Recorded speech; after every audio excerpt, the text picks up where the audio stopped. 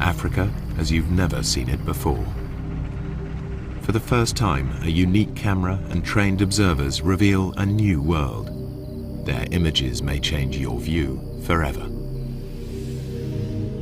This is the picture you're used to seeing, a herd of wildebeest on the move across the vast, untamed wilderness of the Serengeti. And this, the animal portrayed as the noble king of the beasts, along with his fellow hunting experts, supposedly lording it over their domain.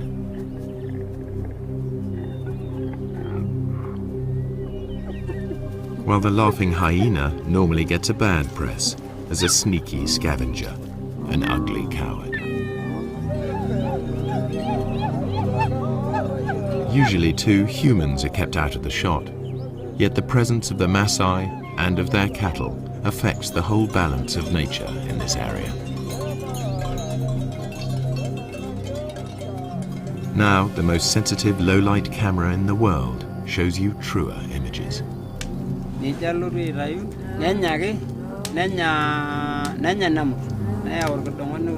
While the Maasai enjoy the warmth of their huts, outside the electronic eye at last turns night into day.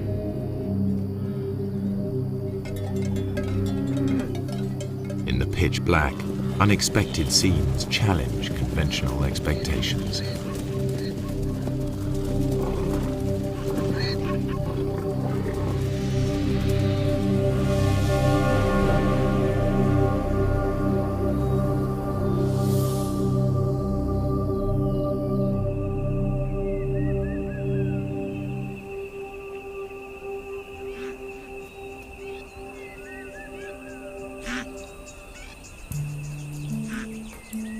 The Serengeti is a complex system of natural relationships, home to 500,000 Thompson's gazelle, 250,000 zebra, and more than 1 million wildebeest.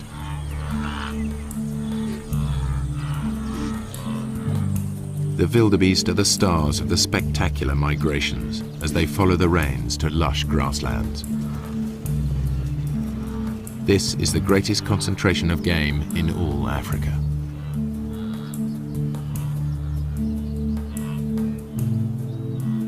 Their numbers attract the top predators, 3,000 lions in numerous prides. But by day, contrary to what most films show, the big cats are not a serious threat to the herds. Good eyesight and safety in numbers protect the wildebeest. This lion certainly acts like a natural killer. By contrast, the hyenas are just hanging about.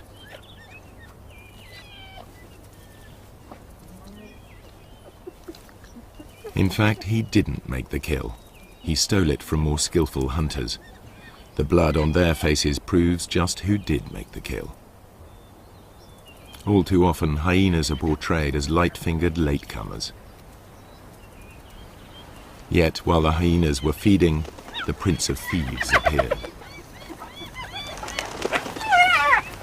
This is the bit most wildlife films leave out. Lions pinch the hyena's prey. Far from scavenging for a living, 9 times out of 10, hyenas make the kill.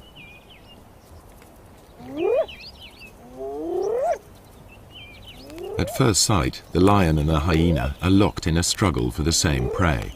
How can the hyenas make a living here at all? Until now, the only images come from filming by day. But lions and hyenas hunt most of their food in the dark. The balance of power is about to shift for everyone here.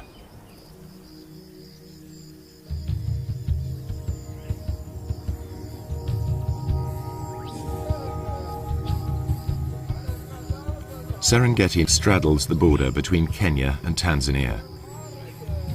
But the Serengeti plains stretch far beyond the park boundaries, and to the east live the Maasai with their cattle. At dusk, they retire with their herds to the safety of their villages, or bomas.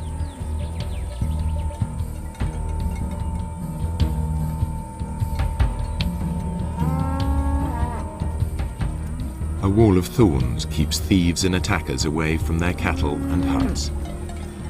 The Maasai rarely venture out at night, except in force.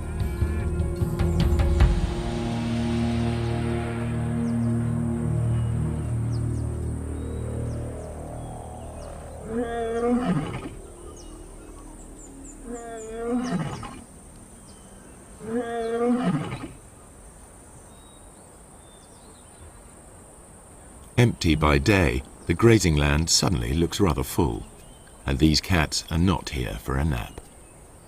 This is the only camera capable of recording what now happens. Technology also allows researchers to make a call to the animals themselves.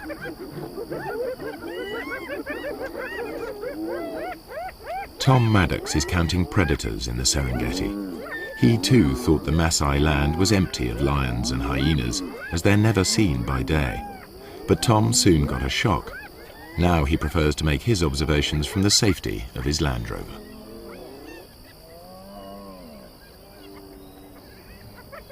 We use this technique that we call call-ins, and we basically have a tape of hyenas on a wildebeest kill.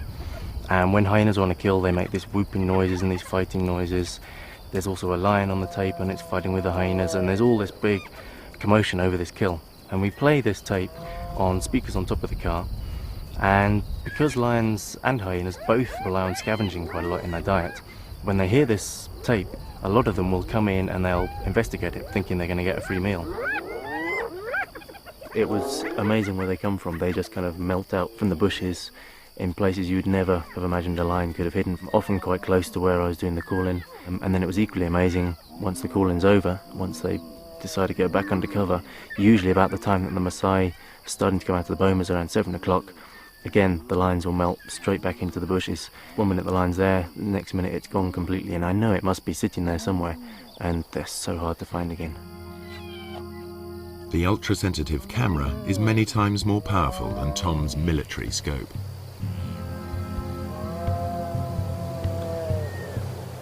Inside the Serengeti you can drive around and you can see hyenas and lions. They're very obvious throughout the day. Outside the national park, that doesn't happen. You can drive around for days and days and not see any. The fact that there are any lions at all on the Maasai's land is surprising. So far, I'm finding an extremely high number of lions outside the park. In fact, it's comparable to certain areas within the park.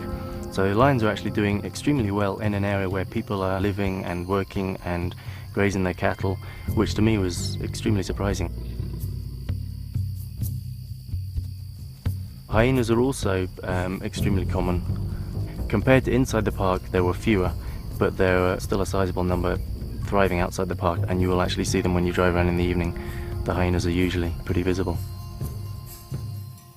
No wonder the Maasai report meeting wild animals frequently, even by day.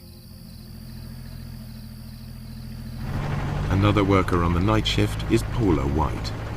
She's interested in studying hyenas in this different world, to learn how they and the lions carve up each other's catches.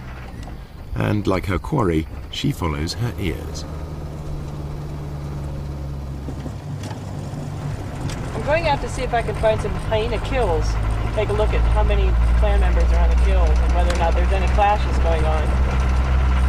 I'll also be looking for lion-hyena interactions because I'm really interested in how the two species interact down here with all the game present, whether or not they're still more likely to steal each other's kills or whether they're more likely to go after a new animal of their own.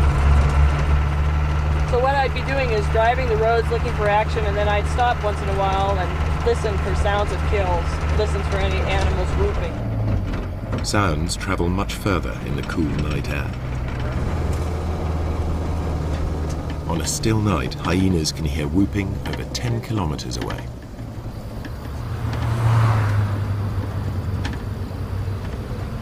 I think lions too are attracted to that sound and a number of other groans and squeals that usually accompany a hyena kill. It's a really exciting scene.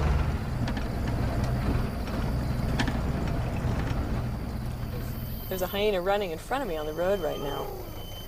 And the way he's running, I imagine he's going for a kill, so I'm going to stop and listen right now. What Paula and Tom are seeing leads them to rethink the conventional ideas about hyenas and lions at night and day.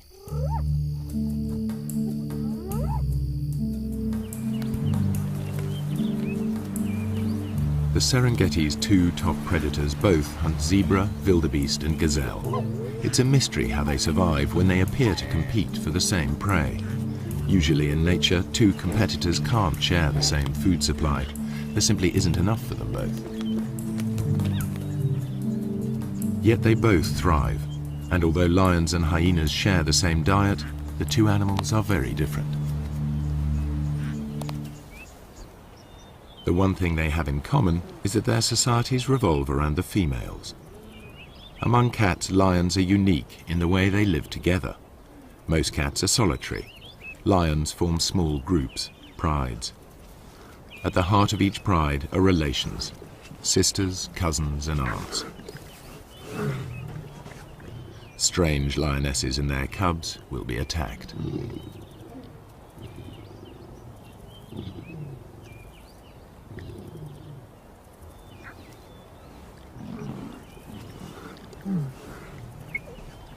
They cooperate to raise cubs. Lionesses will even suckle cubs of other pride members.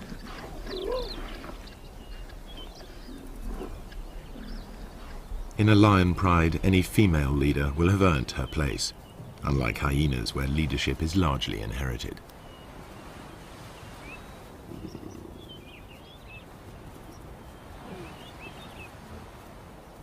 At times the males are absent, at others they hang out with the females.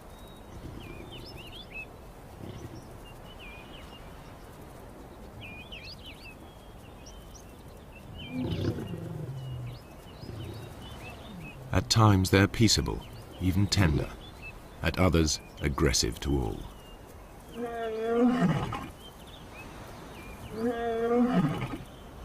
In spite of their smaller size, lionesses not only retaliate, they may even pick fights with the males.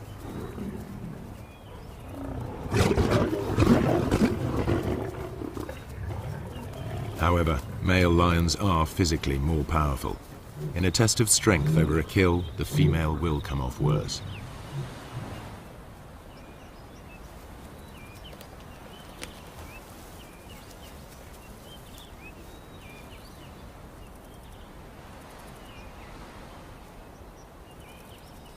Spotted hyenas live in large clans, averaging 50 or more members. But the whole clan is not always together. Individuals and small hunting groups spread out over the plains in a living net.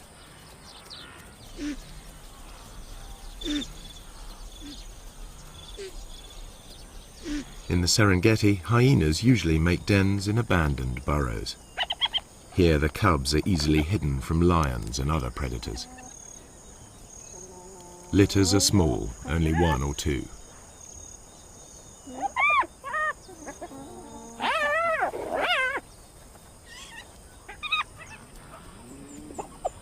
Hyena society is maintained by the rank that each animal inherits. If Mum is high-ranking, they'll be high-ranking too, provided they've inherited her strength as well. Females may fight females, but males hardly ever fight amongst themselves, and certainly wouldn't dare attack a female. Clan life is ruled by the females, who are almost a quarter bigger than the males.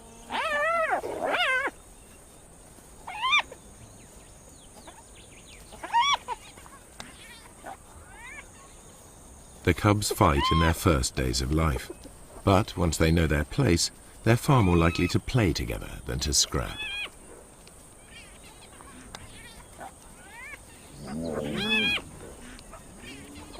The males can behave as best friends, even if they're members of different clans. Hyenas' behavior is highly complex.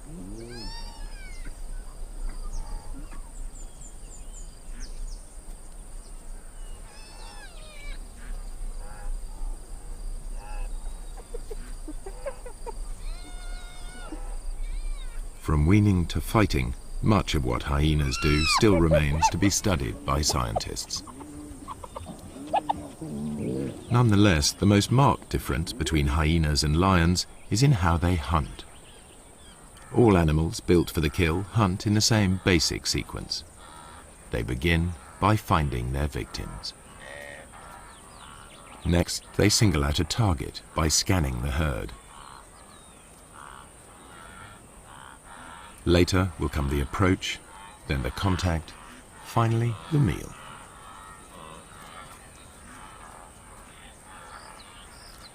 How they hunt differs sharply between hyena and lion. The hyenas get as close as 20 meters in full view of their prey before the herd wheels and flees. The hyenas will try to scatter the wildebeest before singling one out. The Maasai call the hyenas doctors because they can recognize the sick and the weak.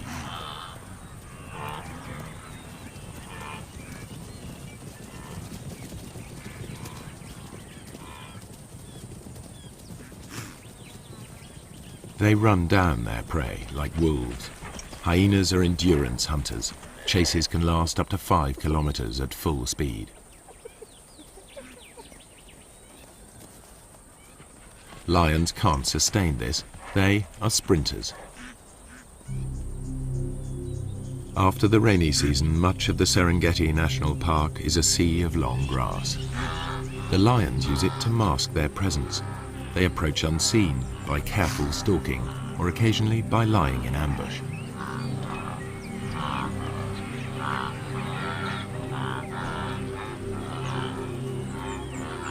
Outside the park, where the Maasai graze their cattle, the grass is shorter. Any predator risks a confrontation with armed herdsmen. The lion sticks out. Not much chance of an ambush here. Hunting under cover of night makes more sense. As the sun goes down, life gets easier for the Serengeti's predators.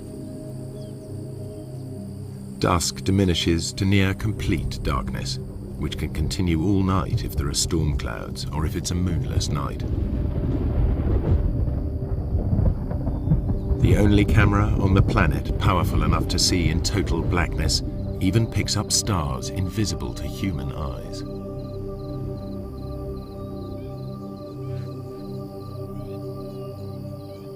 Suddenly, the landscape is illuminated as if by searchlight.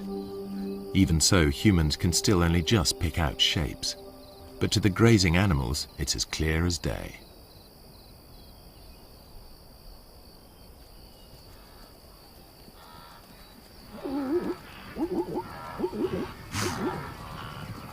The camera reveals crouching lions invisible to the naked human eye.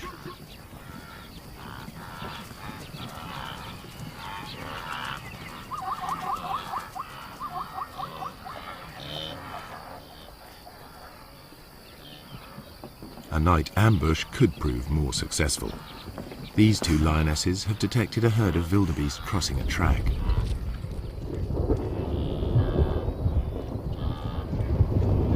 When the moon is up, the lions are limited to the techniques they use by day, stalking and ambushing. But it won't always be so light.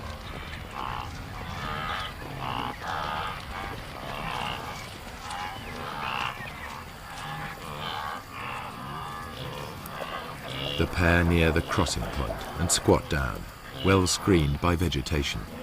One crawls into position to jump a victim.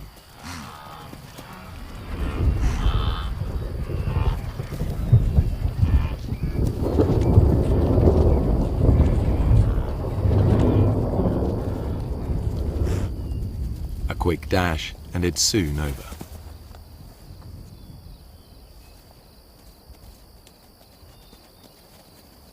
Although these lionesses have been successful, the moonlit night is really the best time for hyenas to hunt. The cool of the night air allows them to keep on running, something the easily tired lions cannot do.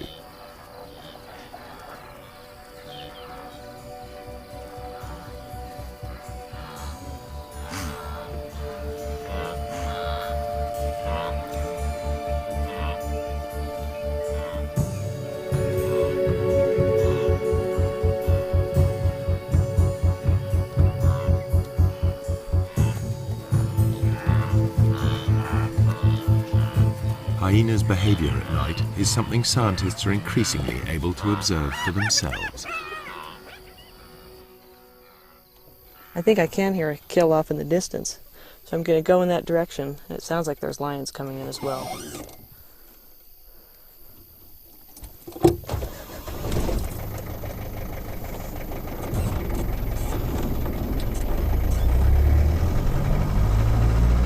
Paula White's night vision goggles work because they and the camera see in the special infrared headlights of her Land Rover.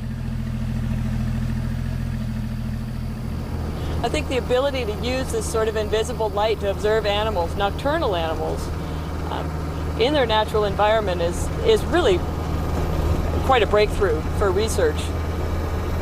Certainly I didn't begin to see the full range of hyena behaviors until I started coming out at night and using this sort of special equipment. It was very frustrating to me otherwise, because as dusk was falling and my own ability to observe them was ending, I knew that the hyenas were just beginning to wake up and just beginning to start their day, as it were, but I was left out of it. So now, as I'm able to follow them and observe them, I'm seeing things that I've never been able to see before. Now Paula can see in the dark, but it's her hearing that guides her. You often hear hyenas whooping at night, and that can mean any number of things. They're advertising their own location, they're trying to find other clan members. But the one sound that you really associate with a kill is a giggle. And actually that's where the term laughing hyena came from. But that's the sound that I really associate with kills. And it's a thing that other hyenas and lions hone in on as well. So really, driving around like this at night, using this enhanced vision and listening for kills, I'm behaving very much like a hyena, and there's one right now. I can see it going through the grassland.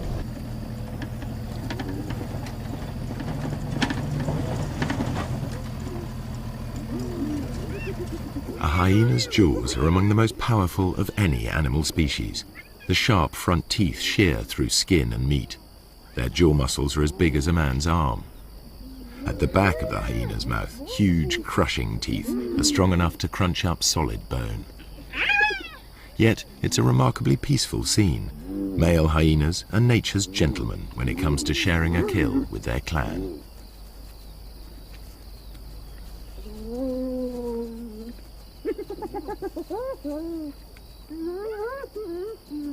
Although the hyenas gulp down their meal, lions arrive in time to take the food from their mouths.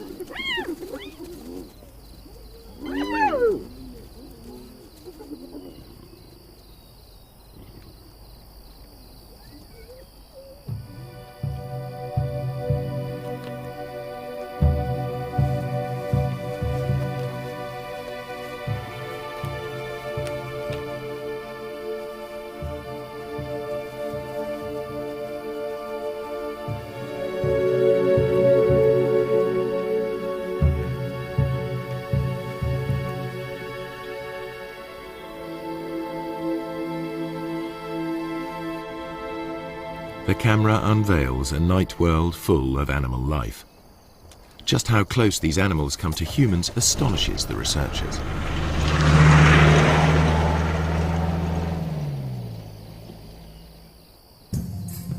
I found a cheetah quite late in the evening. Sometimes the male cheetahs will stay active quite a long time into the night, and so I was following him. It went past dark. It was about 7:30, 8 o'clock in the evening, and he was walking straight up the road, straight towards a Maasai village. And I thought this was going to be fantastic. I was going to see how close cheetahs would get to Maasai villages, and suddenly he went leaping off the road. Onto the road stepped 4 lions. I then carried on following them instead, and they went almost within sight of the village. The village was just over the next hill. Lions will even break into Maasai villages in an attempt to reach the cattle inside. The Maasai mount a defense, but it's dangerous. The balance of power has switched. The nocturnal hunters are in their element.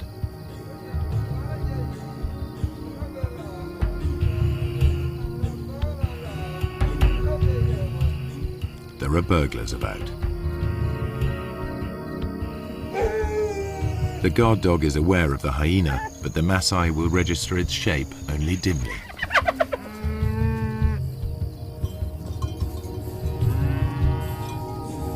The men must rely on tracks to point them in the right direction.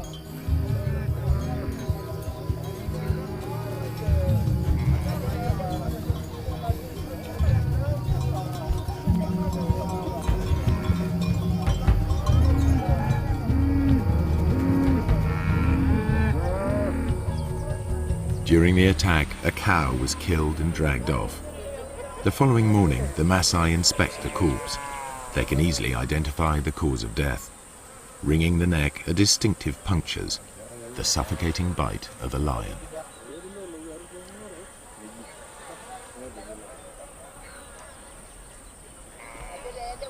The culprit also mauled a warrior. The wounds could quickly become infected. The tribal doctor cleans the site thoroughly, without anesthetic. The Maasai prize suffering without complaint above all.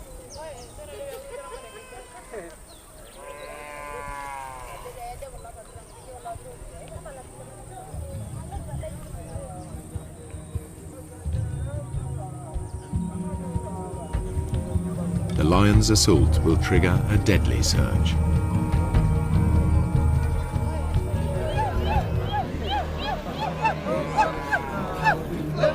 Maasai warriors respond to the alarm. The young unmarried men gather. This is what they've been training for years.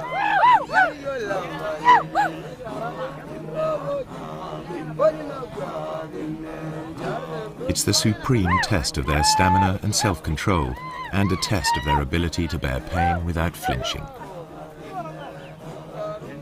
This is what they've been waiting for just such a chase. Success will give them a passport to adulthood, the chance to find a good wife. Failure will mark them for the rest of their lives. But before they can take part, they need to demonstrate their fitness. The elders will decide who will and won't go.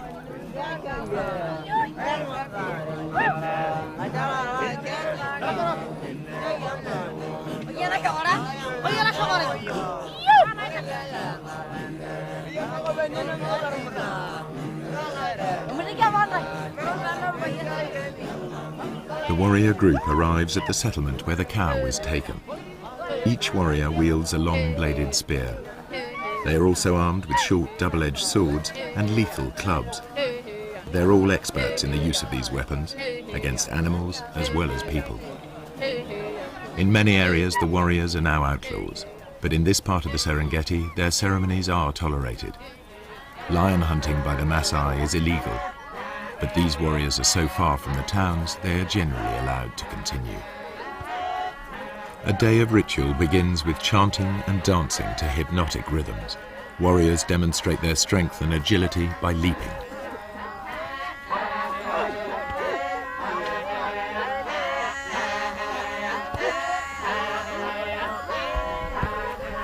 Fueled by intoxicating herbal drinks, they dance into the night.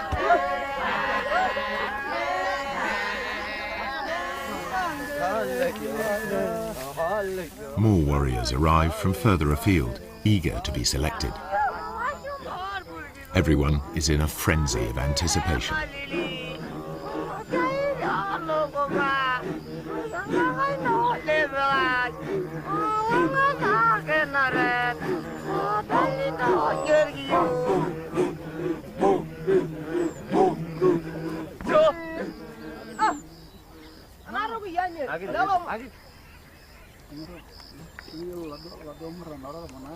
Ole Lembikas, a village elder, addresses the warriors. He sobers them by reminding them of the dangers ahead. He tells them to work together, to trust each other, and to return safely. Then he urges them to enjoy the party. It could be their last.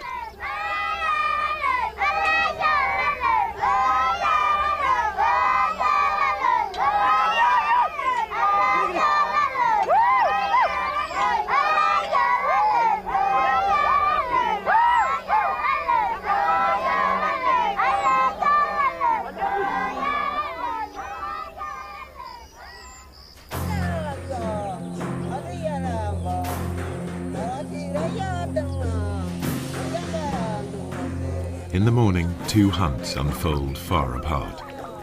A lone lioness spies out a waterhole. Animal or human, hunters face mortal danger in the coming hours.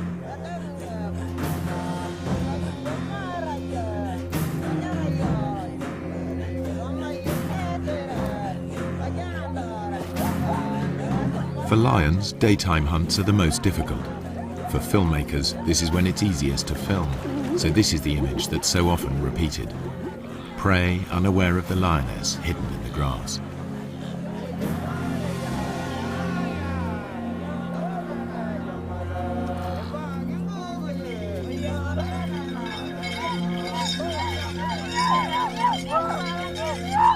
The hunters head for the place where a lioness was seen recently. The one they believe killed the cow.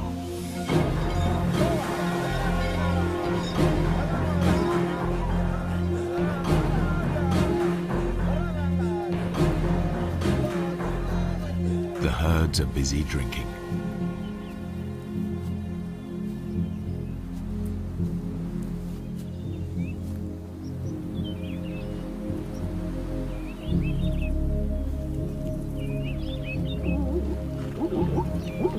Zebras have keen sight.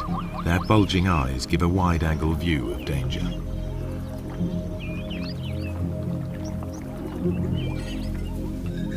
Lions hate and fear Maasai. The bells around the warriors' ankles make it clear to any lions they're coming.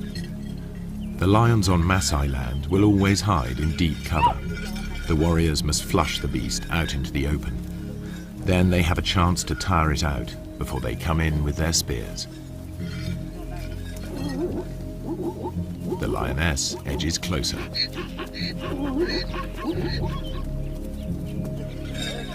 The warriors' search may last all day, covering up to 40 kilometers. The lioness's prey is within 30 meters.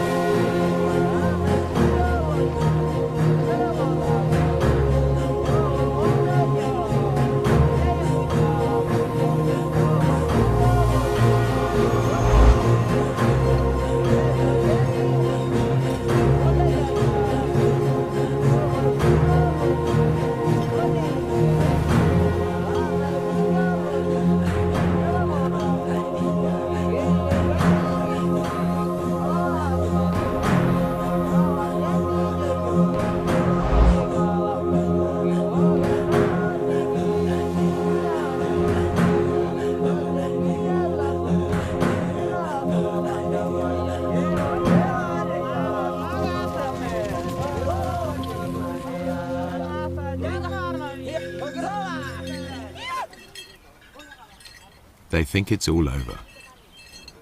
The warriors head back empty-handed. The lioness returns to collect the cub she left earlier.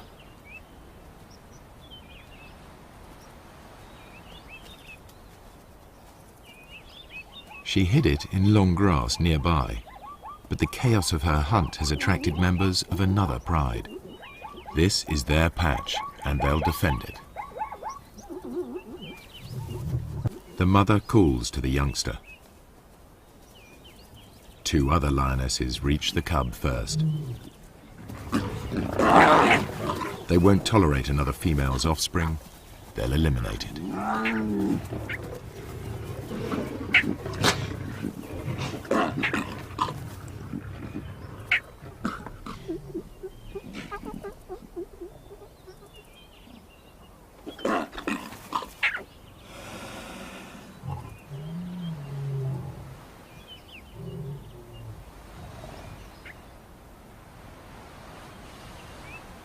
This is not about hunger.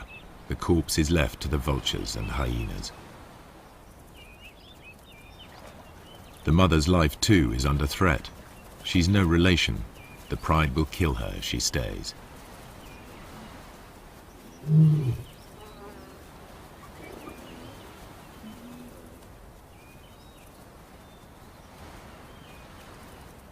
Outnumbered, without a territory of her own, she heads yet further away from the park.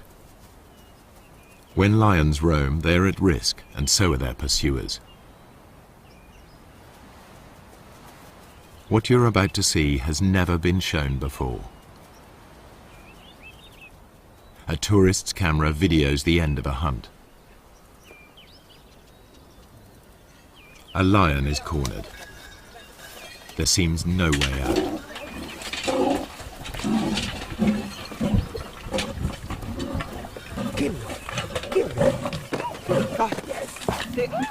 A warrior throws a spear.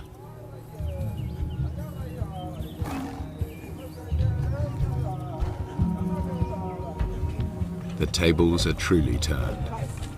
Teeth and claws strike home.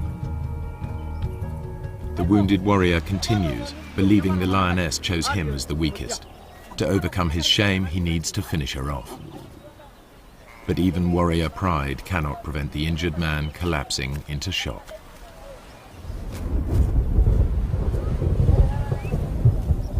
Meanwhile, the lioness dies of her wounds. She's wearing a radio collar, a park lion. Two different worlds clash. The Maasai collect a trophy, the scientists collect data. Each sees the lion in a different light. It's not a romantic, we like to live with wildlife kind of situation, but they never do something to the extent that if a lion is being a problem, they don't go out and try and kill every single lion that they can find in the entire area. I have great respect for them for tolerating them to such a great degree. In truth, the warriors have made a lethal mistake. The wrong lion has paid the price, and the outcome is nearly fatal for one Maasai.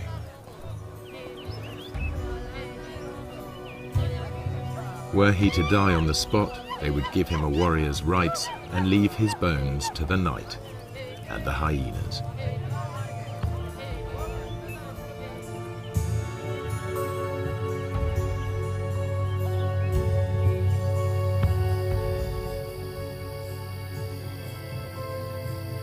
Night is the time of the four-footed hunters. Most hours are clouded over or feebly lit by faint stars.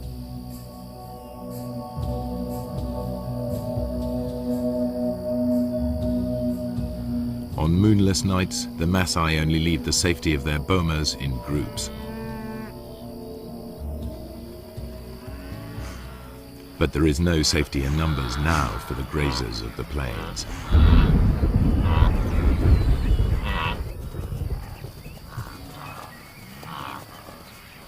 The darkest hours of the night see restless action. Animal hunters are about in numbers never seen during the day. Spooked, the herds of wildebeest, zebra and gazelle burst into panicky runs.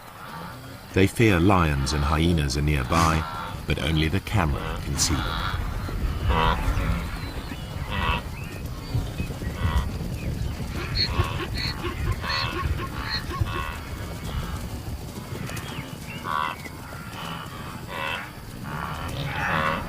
Not only the zebra are uneasy, a clan of hyenas is also on edge. They've made a kill in another clan's territory. It isn't long before one of the owners claims his rights.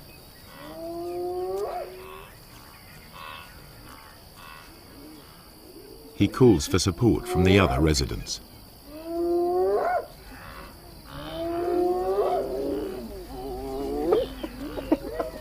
His clan bustles in to drive the invaders away. They bolt the meat while they can. Other threats may arrive to challenge them in turn. They remain watchful. This is truly fast food. The invaders will be back to recapture their meat. You can see this clearly in infrared light. But how do the animals see in these conditions? Like all the animals here, their eyes appear to glow. A mirror-like membrane doubles the available light. Then their brains enhance the images, filling in the gaps to see detail more clearly. The newcomers soon return in force. The prize seesaws between them until it's all gone. But with so little light, even their superb night vision is challenged.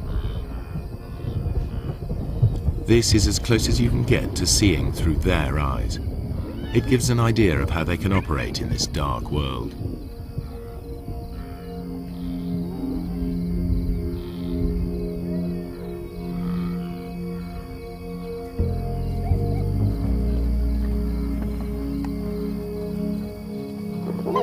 The lions and hyenas continue their battles, as if unhindered by the darkness. Once again, the lions have stolen the hyena's kill, but they all appear to be able to see exactly what's going on.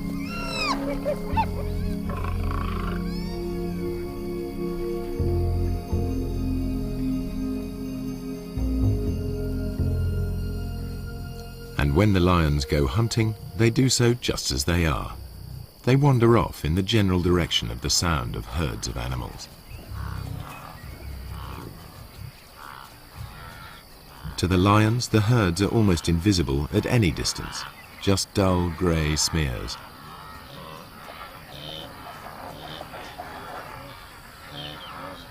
But they can locate the grazers easily by sound and smell.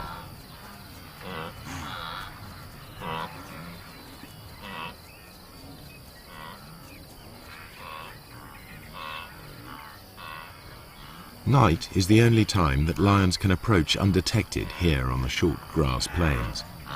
You are about to see for the first time how and when the lions of the Serengeti catch most of their food.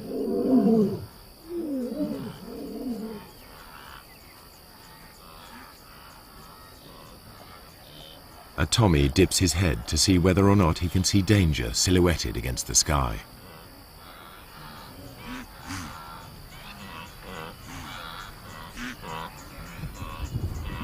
The circling lion is almost invisible.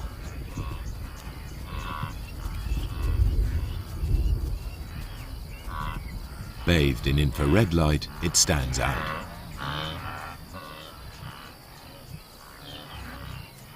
Another Tommy can hear something and is off.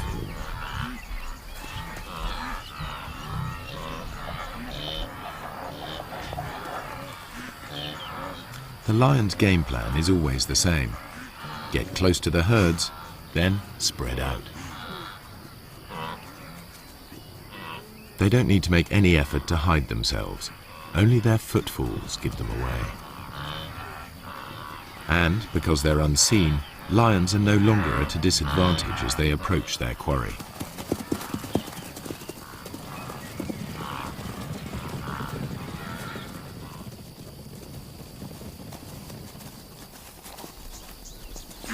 Two young males take a small zebra with ease.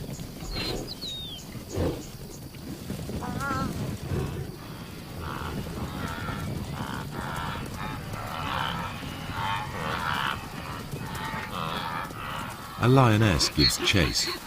A high kick lets her quarry escape.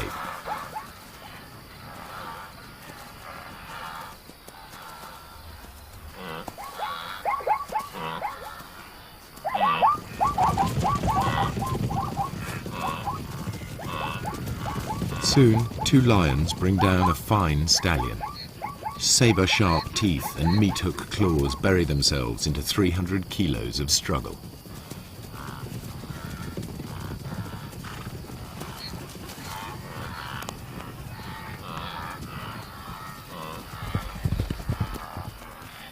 One lion grips the throat in a stranglehold, the other prepares to feed. Their ability to keep a grip on their prey in pitch darkness makes the kill possible. Everything the camera has disclosed comes together. The apparent competitors for the same food survive because there are times when one is more successful than the other. The animals hunt in different ways, by day and by night, and in differing light. These unique images show that the relationship between lions and hyenas is more complex than traditional pictures allow. The lions steal kills, and the so-called cowardly hyenas are often merely out to reclaim their prey.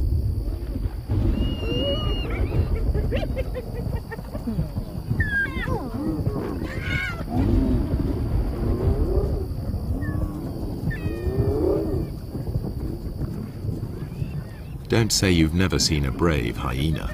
A thieving male lion is forced to take them on. The hyenas persist even though a single blow could be fatal. This frequent nighttime behavior has never been recorded before.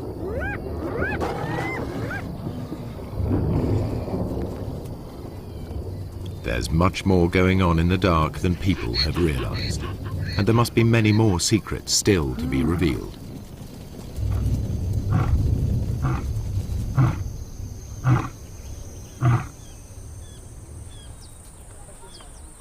At dawn, the Maasai dismantle the thorns barricading the entries to their bomas. No lions or hyenas are to be seen outside. The killing fields of the night are transformed into places where cattle may safely graze.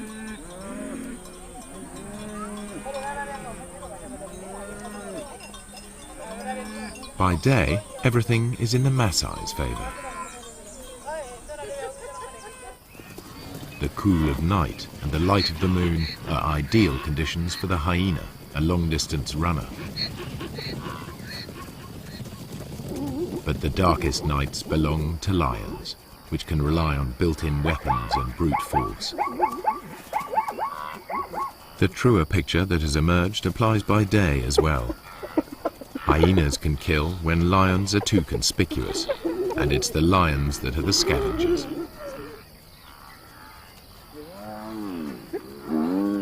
In the end, they don't so much compete as coexist, hunting in different ways and at different times.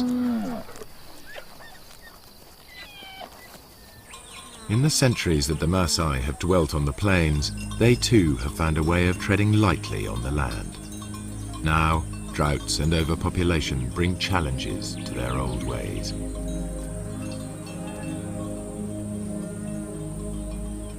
Within a decade, this cattle pasture will be covered with crops. Predators and herds will be gone, only preserved in the zoo-like national park.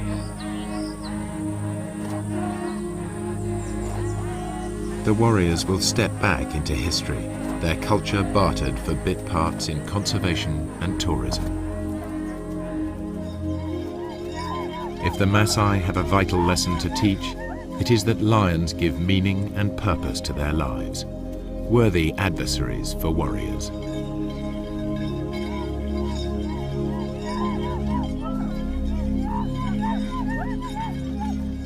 Their spears are already being beaten into plowshares. A patchwork of fields is appearing. Soon, fences will spring up. Nature's carefully crafted balance of power will be upset, animals and people in conflict. The picture that emerges may be starker, but it is more realistic. And never again will you be taken in by that well-groomed imposter posing as the king of the beasts.